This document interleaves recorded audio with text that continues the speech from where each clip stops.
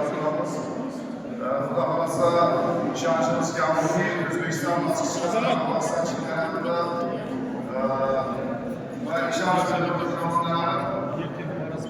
Ayniqsa boks, taekvondo, yengil atletika, boshqa sport turlari, bular hammasini omad tilagan holatda Xudo xolasa ishonchim komil, Xudo xolasa boksdan bizada 50 kilo eshitib olibman.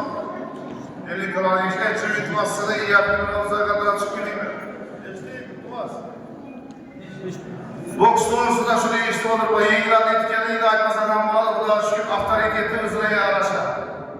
Nera bo'lsam 50 kilo bolalar yengil atletika o'rtaga keldi desa, 100 kilo bo'lsa shu odamning qaltirab turadi.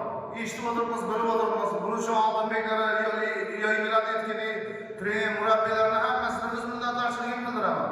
Qolaversa yaqinda boks to'g'risida 50 kilo terma jamoasining bolalari kuchli degan gaplarni eshitib o'tiribmiz.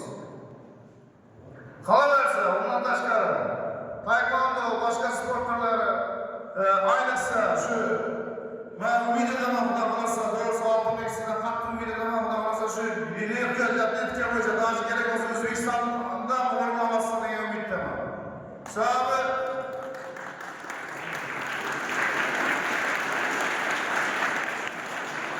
şu Oltinbekamiz uchun yana bir qancha